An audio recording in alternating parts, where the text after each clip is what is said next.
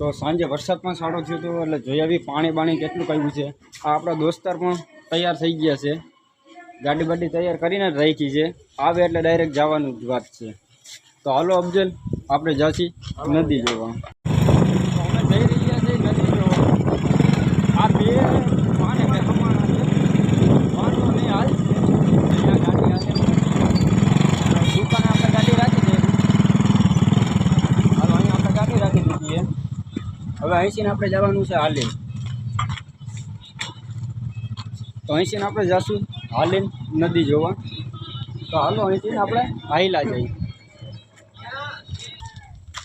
અહીંથી અમે હાલીને જઈએ છીએ, થોડુંક આઘું છે, અહીંયા ગાડી હાલે એમ નથી, એટલે અહીંથી આપણે હાલીને જવું જોઈએ।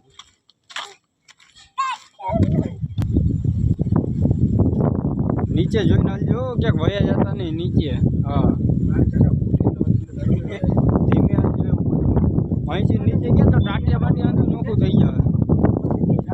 તો જોવો તમે અમે જઈએ છીએ જોવા।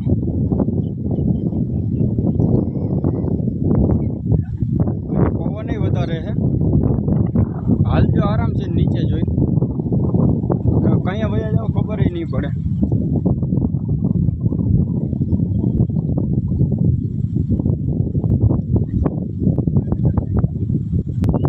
આ કેનાલ છે, આ કેનાલની ઉપર અમે આવેલા જઈએ છીએ, જોવો તો આ હાજીપીરની દરગાહ છે,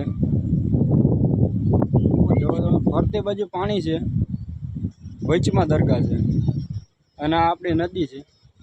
આમાં બહુ પાણી આવ્યું નથી, હજી પાણી બહુ આવ્યું નથી, હજી પાણી ઓછું છે, હજી ઉપર વરસાદ એટલા નથી એટલે બહુ પાણી આવ્યું નથી। આ દરગાહ બે બાજુ પાણી છે ને વચમાં દરગાહ છે,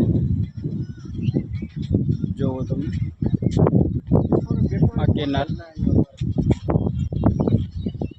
હજી પાણી બહુ નથી આવ્યું।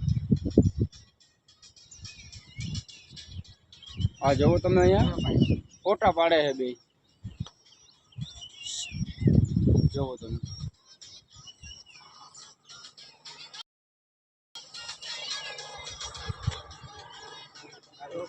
ફોટા નથી પાડવા, હોપ આવ્યા તો અહીંયા બ્લોગ ઉતારવા ને આ બે મીંડા ફોટા પાડવા, પડી ગયા ફોટા, હજી બાકી તો કેટલાક પાડવા હોય તમારે ફોટા? 25-30 પવન એ બહુ છે, અને આ અમારા અફજલભાઈને જરાક બીકે લાગે છે, આમાં હાલવામાં જરાક બીએ છે હાલવામાં। અફજલભાઈ, તો તમને આમ કેવી બીક લાગે? આપને બહુ જ બીક લાગે અહીંયા માથે હાલવામાં, આપણા બૂટ ચંપલ લહરે વળી કે નીચે વયા જાય, એ કારણે એ ધીમા ચાલે છે।